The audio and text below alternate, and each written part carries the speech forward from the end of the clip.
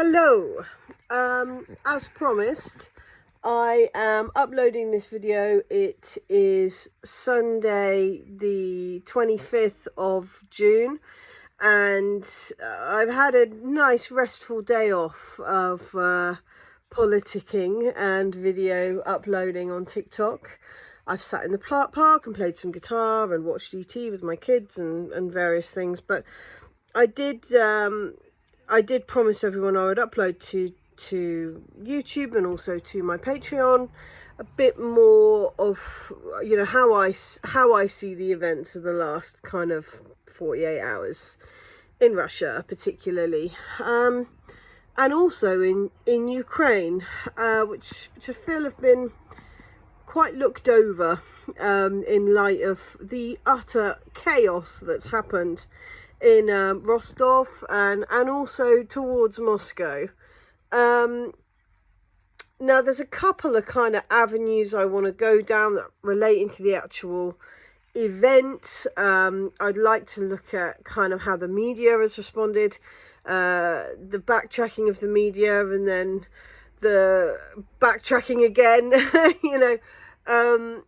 But I would also really like to have a chat about Wagner and about what they are and about why they exist and why I believe that hidden in this kind of great split of Wagner from Prigozhin, which is what's happened, and an embracement of Wagner into the Russian military, which was a factor anyway. They were all due to sign contracts with the Russian military on the 5th of, or by the 5th of July, I believe.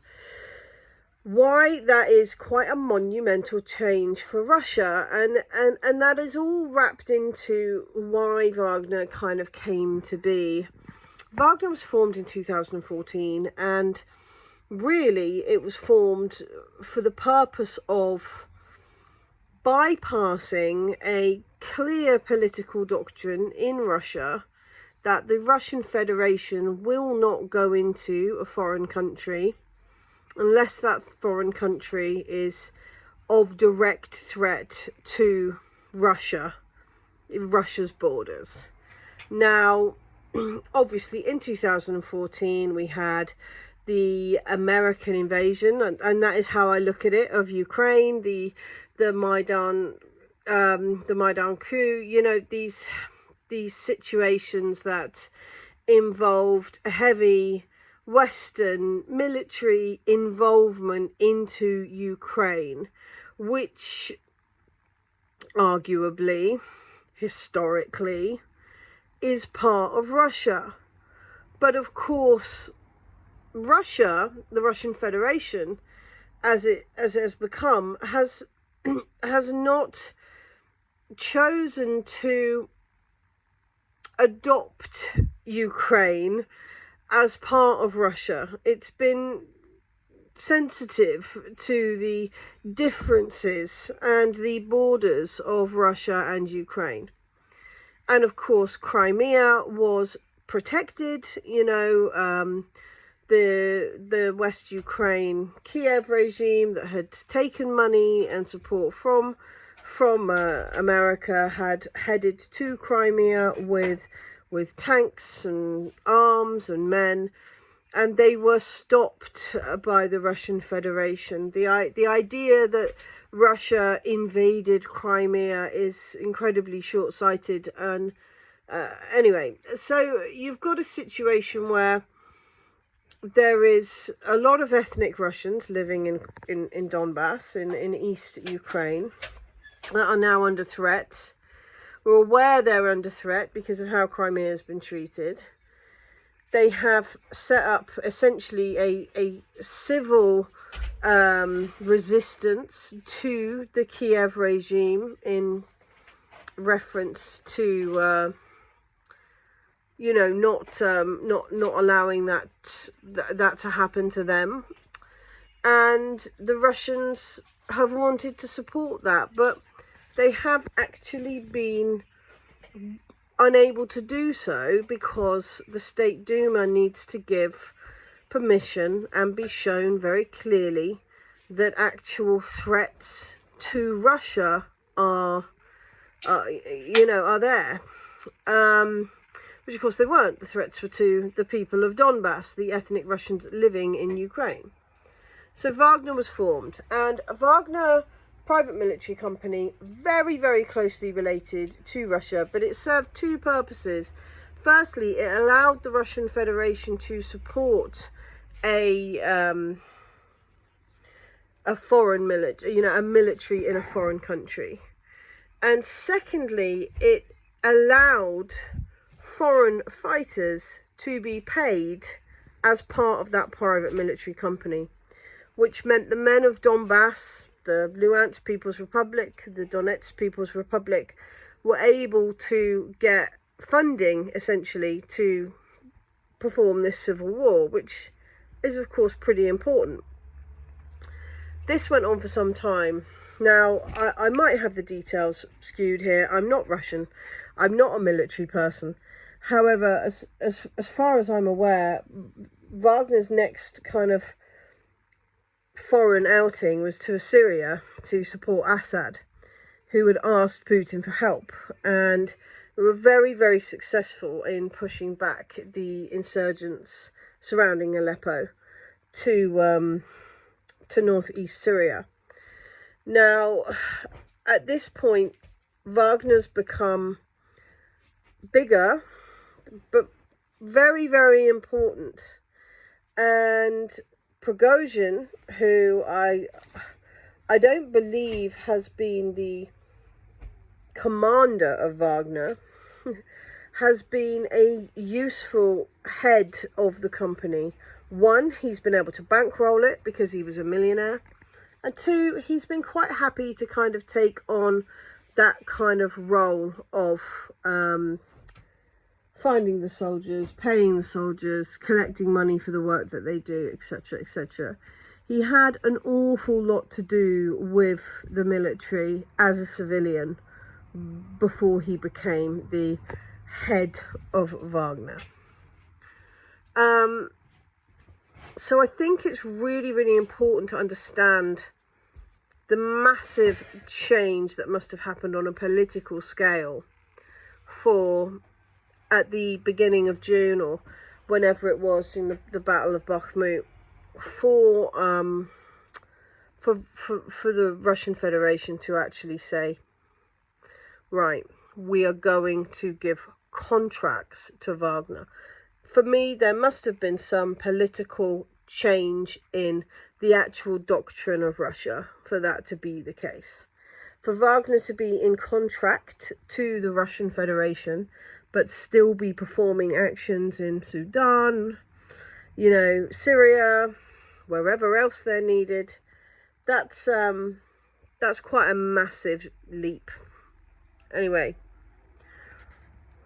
when it comes to the coup, now, I think that issues with Prigozhin have been going on for some time. Not only has he been very public, which isn't normal for Russian military action, he's also become, I would say, remarkably fixated on his superiors. Now, this is really common for somebody who has PTSD. And I think if you imagine Prigozhin as a civilian who has gone somewhere like Bakhmut and seen the horrendous things that he's seen there and has described in detail, PTSD is a pretty textbook suggestion of a diagnosis. Now, when somebody has PTSD in that way, and I would suggest signs of maybe a bit of narcissism as well, not going to lie, normally you would find that manic phases occur, delusions of grandeur, self-sabotage. This is all very, very common. What is not normally common is that people who experience these flips in personality have access to a 25,000 strong armed forces, you know. And that's really what we saw in the last couple of days. Now, I've seen an awful lot of analysis and suggestions that Putin was in on it, that the idea was to seek out traitors, all of this sort of stuff. And for me personally, I don't hold much weight to that. Putin, as most of us know, is the ex-leader of the KGB. I'm pretty sure that he has ways of weeding out traitors without it involving a march upon Moscow. But I do think that this has been very beneficial for the Russian military, in that essentially what's happened is Wagner have marched on Moscow, received overwhelming condemnation for doing so. Many Wagner troops refused to go.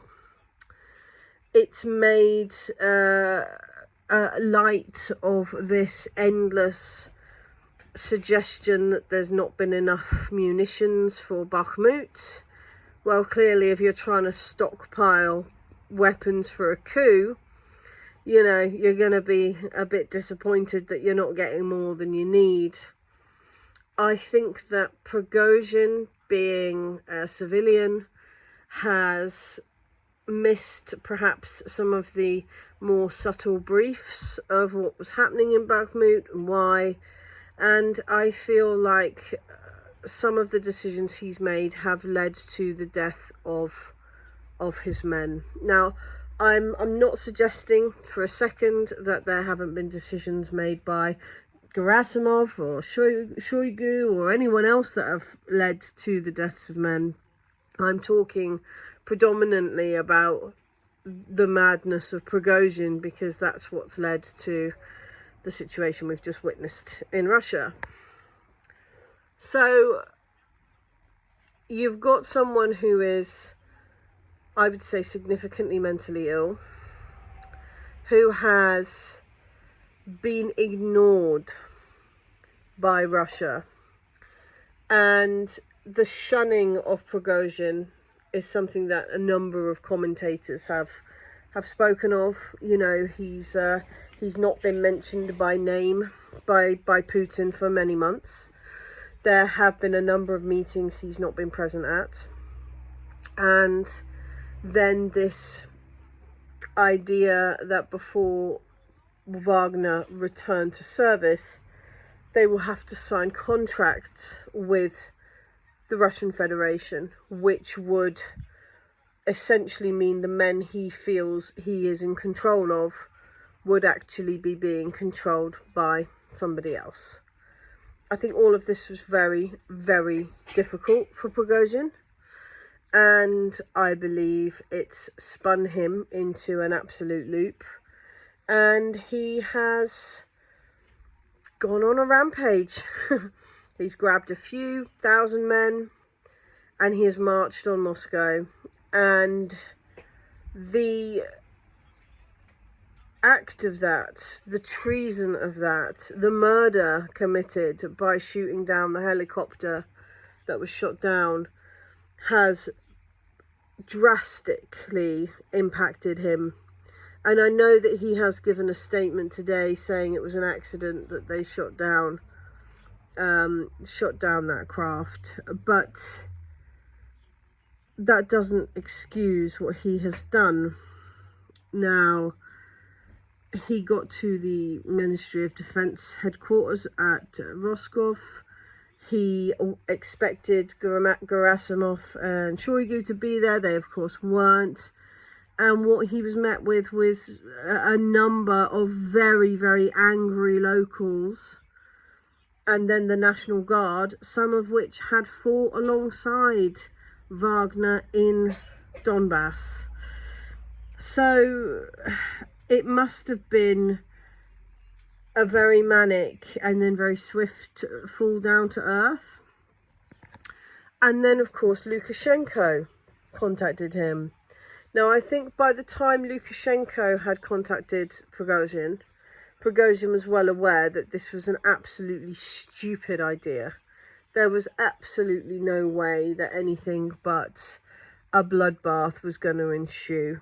And yes, I believe by that point he maybe had 4,000 troops, but 4,000 troops in an armed battle inside Russia is still going to be quite hellish for world opinion.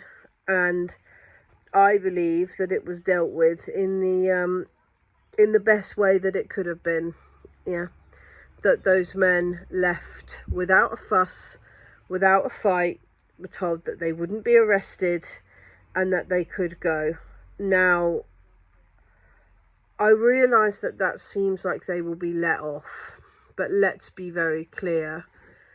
The members of Wagner who are signing contracts to continue within Wagner are not going to be those men. They have lost their positions. They have lost all respect of their people. They have lost their ability to do a job which I'm sure they loved to do. Prigozhin is in Belarus. I imagine if he returns to Russia, there will be murder charges levied against him. He's been pardoned as the head of Wagner, but there was some quite clever language there. I don't believe he's been pardoned as a civilian. And fundamentally, he is responsible for the death of 7 people. I believe that he will remain in exile or answer to that. There were some rumours yesterday that Shoigu and Gerasimov were being fired.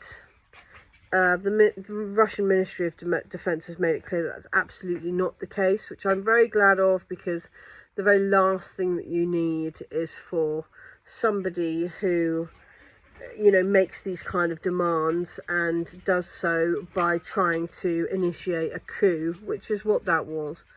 What Prigozhin expected to happen was that the armed forces and the civilians would rush to his side, and that there would be some sort of change of military leadership within Russia.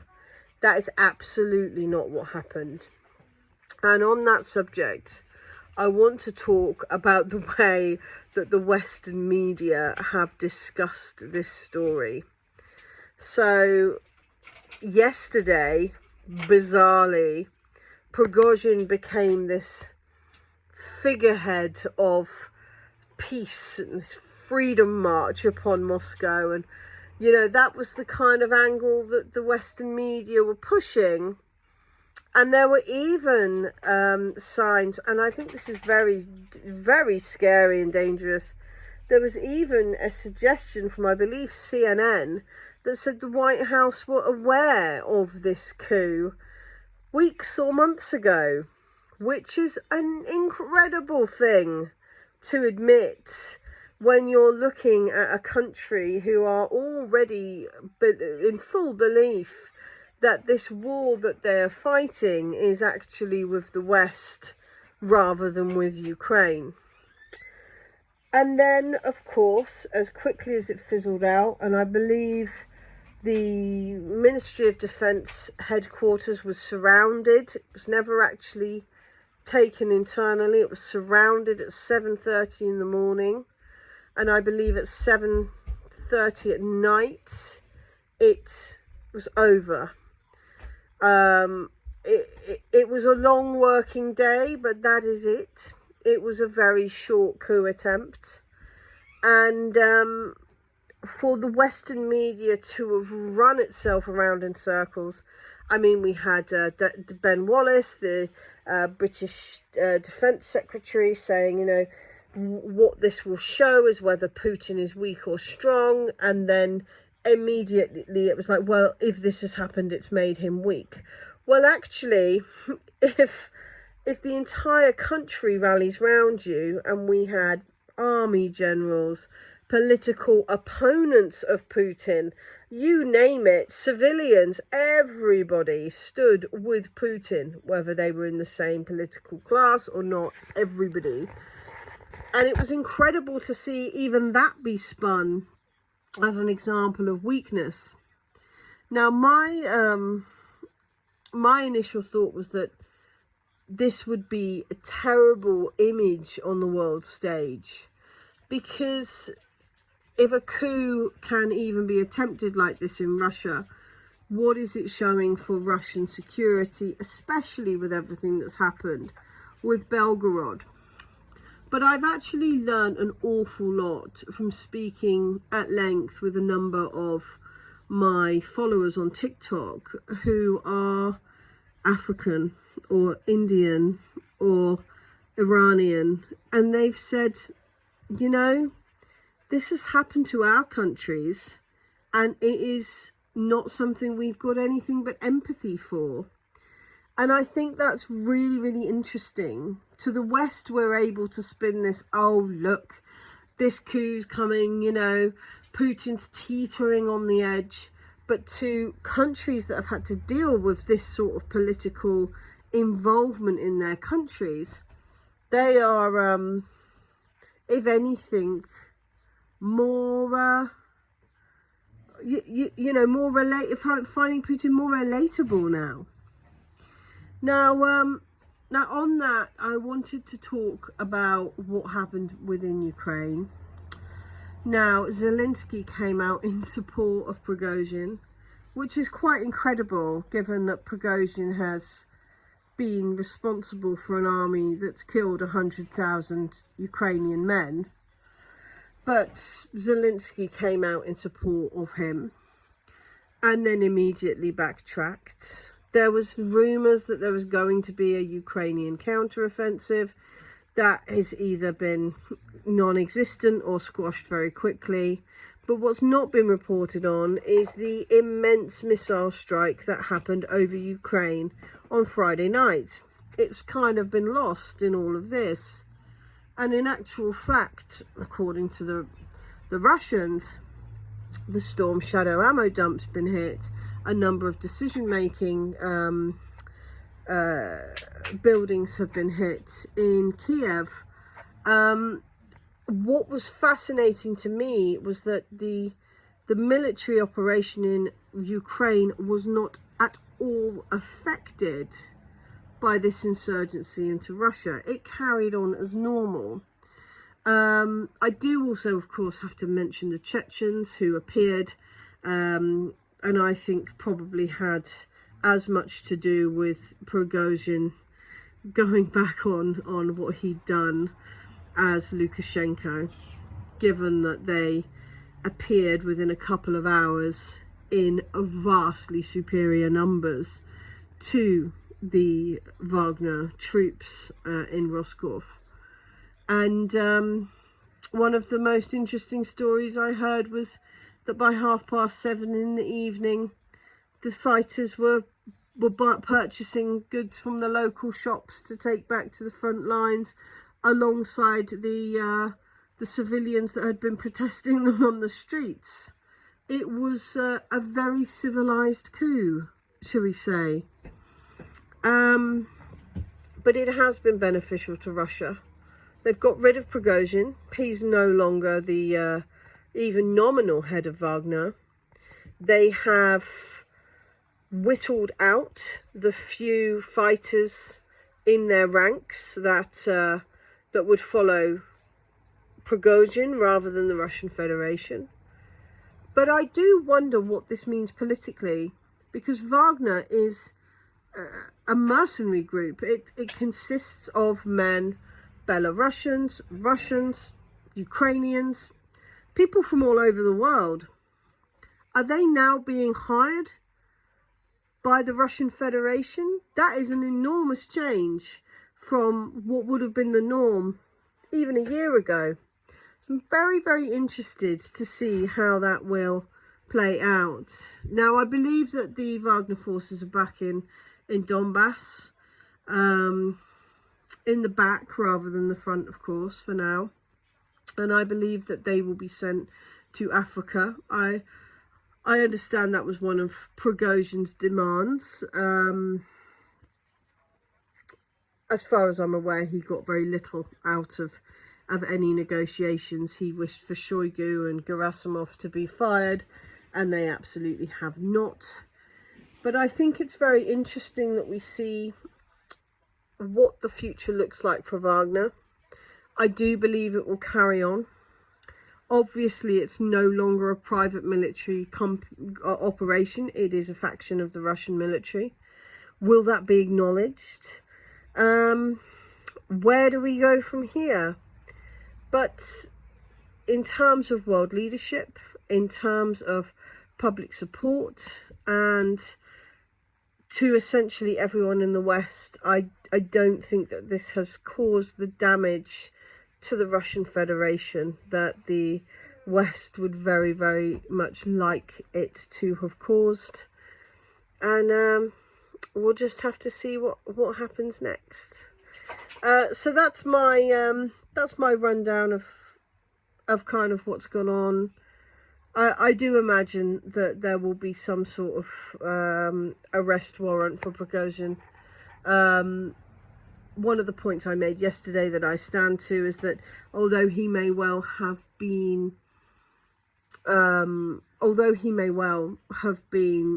pardoned for the actions of this coup, there are certain other things that have happened that he could most certainly be tried for treason for, and maybe that's where this will go. Thank you again, everyone, for supporting me on this, my day off, and also every other day. You can find me on TikTok. I post very frequently, especially when events like yesterday occur. You can obviously find me here on my channel on YouTube. Diplomacy is free. I have a Patreon, which I will link underneath. Please do support me if you can. You know, I'm in the UK. It's difficult here at the moment. I'm a disabled mother of 3 children. Any support is very, very grateful, and the support that I've had already from my supporters has been phenomenal, and I cannot tell you how much it has helped our family. I also have a Buy Me a Coffee link, which I'll pop underneath. And I do a live every Saturday evening and most Tuesday evenings with the lovely Warren Thornton, and that is on TikTok. All the best.